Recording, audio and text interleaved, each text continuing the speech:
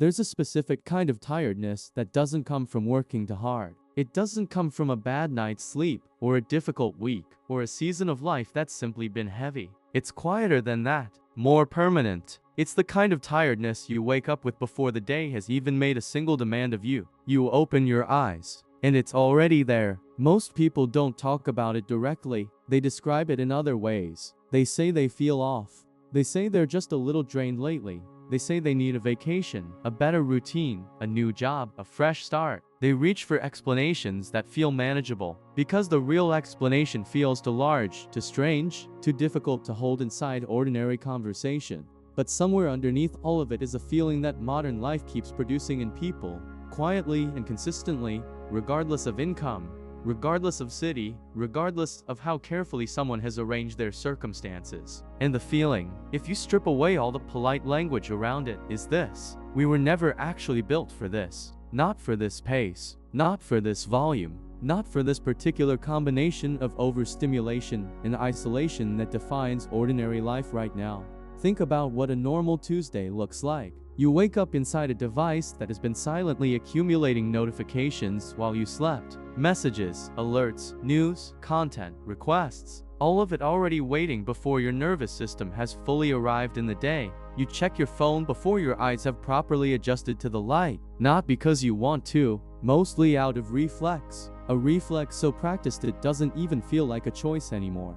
Then comes the commute, or the short walk to a desk inside your apartment, where you'll spend the next several hours in front of a screen, responding to other people's urgency, managing other people's expectations, performing a version of yourself that is competent and available and just slightly more energetic than you actually feel. You eat something fast. You scroll during lunch because sitting alone with no stimulation has started to feel uncomfortable in a way that's hard to explain. You finish the day feeling simultaneously exhausted and weirdly empty, like you expended enormous effort without actually going anywhere. And then, because the exhaustion isn't clean enough to justify real rest, you spend the evening consuming content, not enjoying it exactly, just moving through it. One video becomes 10, one article becomes a scroll that ends somewhere you didn't intend. You put on something to watch and realized halfway through that you stopped paying attention 20 minutes ago, but you keep watching anyway because stopping requires a decision, and you're too tired to make decisions. Eventually you sleep, and in the morning, the cycle begins again. This isn't a personal failure. That's the part people rarely hear, because modern culture has an extraordinary talent for repackaging systemic problems as individual ones. If you're exhausted, clearly you need better habits. If you're anxious, clearly you need better coping strategies. If you feel fragmented and overstimulated and quietly hollow, clearly you're not managing yourself correctly. But what if the problem isn't the individual? What if it never was? Humans spent the overwhelming majority of their existence living in ways that looked almost nothing like this. Small communities, predictable rhythms, physical labor with visible results, darkness that actually meant rest, silence that wasn't something you had to chase or pay for or schedule into your calendar like an appointment. The nervous system that you're carrying right now was shaped over an almost incomprehensible span of time. Hundreds of thousands of years of slower information, fewer decisions, more physical movement, more genuine rest, and social connection that happened in person, in real time, with people who actually knew you. Not followers, not connections, not a number on a profile. People who knew your name and your history and what you looked like when something was wrong. And then, in what amounts to an evolutionary blink, everything changed. The Industrial Revolution reorganized human time around production. The Digital Revolution reorganized human attention around consumption. And somewhere in the space between those two reorganizations, the actual human being got a little lost. Not dramatically, not all at once, just gradually, across decades, across generations, in increments small enough that each one felt normal at the time. This is what makes it so difficult to locate. There was no single moment where everything went wrong. There was just a slow accumulation of speed, of noise, of expectation, of connection that somehow coexists with profound loneliness, of freedom that somehow produces more anxiety than the constraints it replaced. And here's the uncomfortable part.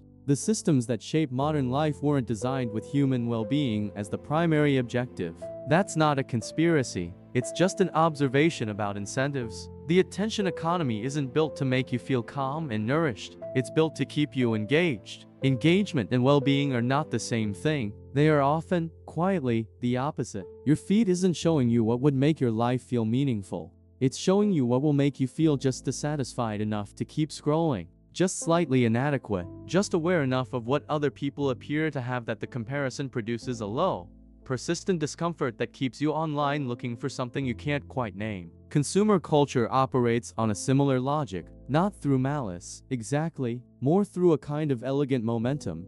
If people feel emotionally empty and purchasing something produces a brief and reliable sense of relief, then the system that sells things has a deep, structural interest in people continuing to feel emotionally empty. The relief is real. The emptiness it temporarily fills is also real. But the cycle tends not to resolve. It tends to repeat. You buy something, you feel something lift, briefly, then the lift fades, and the ambient dissatisfaction returns, maybe slightly reframed, maybe aimed at a different object, and after a while you stop even fully enjoying the purchase. The purchase becomes just a motion you go through, a reflex, like checking your phone before your eyes adjust to the light. Maybe that's part of the problem. Not that people are weak, or undisciplined, or insufficiently grateful, but that they're running genuinely human nervous systems inside environments those nervous systems were never designed to navigate. And nobody really explains that part. There's a particular loneliness that modern life produces that doesn't look like loneliness from the outside.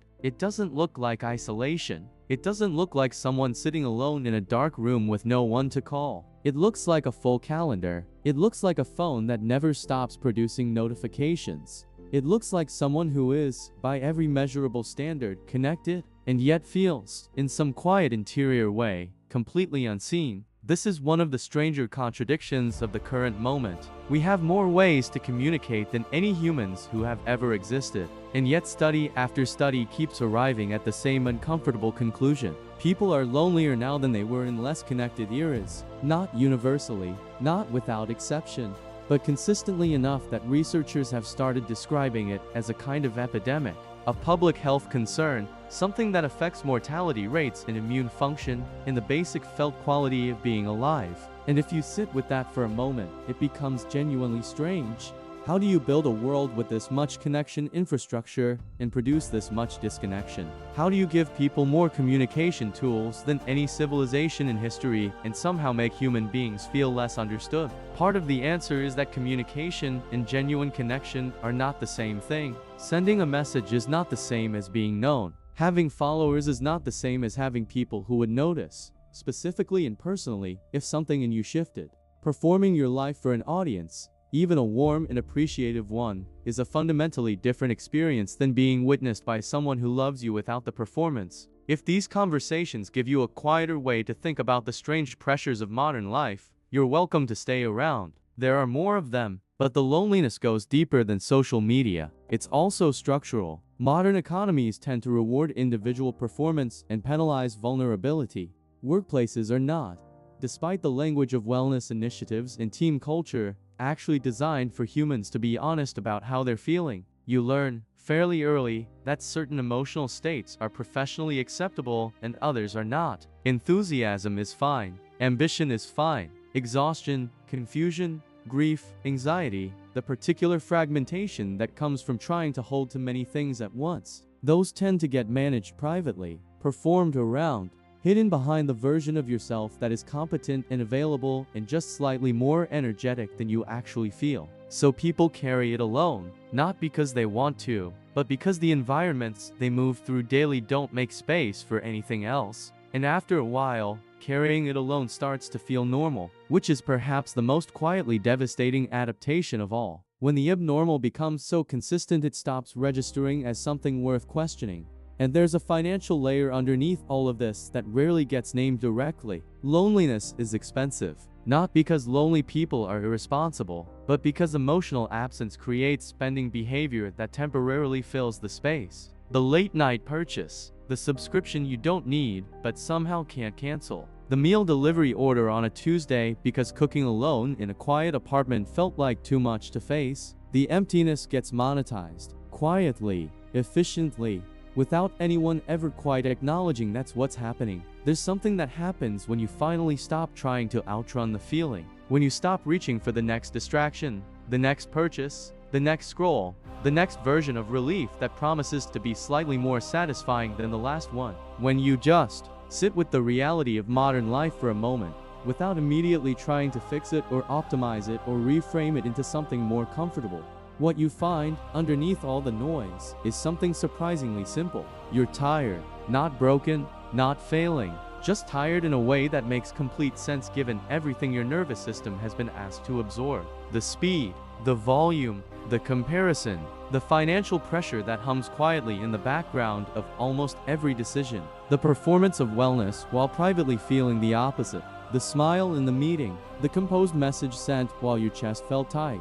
The grocery run where you noticed prices had gone up again and didn't say anything to anyone because what would you even say? All of it accumulates. And the accumulation rarely gets acknowledged because modern culture is deeply uncomfortable with the idea that the system itself might be asking too much. It's easier to suggest that individuals need better habits, better boundaries, better morning routines. It's easier to sell someone a productivity app than to acknowledge that the pace producing their exhaustion was never sustainable to begin with. But something shifts when you name it accurately, not dramatically, not immediately, but something does shift. Because there's a meaningful difference between feeling exhausted and believing something is wrong with you. And feeling exhausted and understanding that you're a human being responding in a completely rational way to genuinely irrational conditions. One of those carries shame with it. The other carries something closer to compassion. And maybe that's where something quietly changes. Not in the circumstances, necessarily.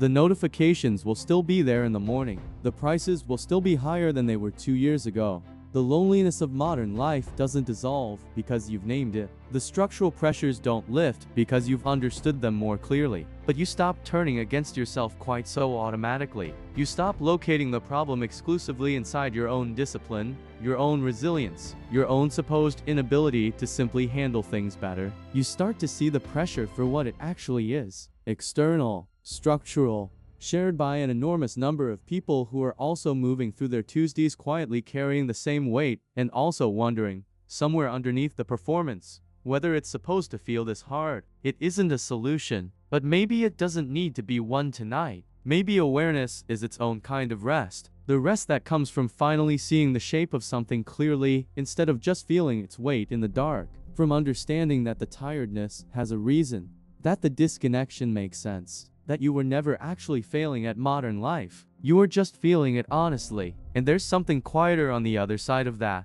Not happiness. Exactly. Not a 5-step plan. Just a little more room to breathe. A little more gentleness toward yourself at the end of a long and ordinary day. Maybe that's enough for tonight.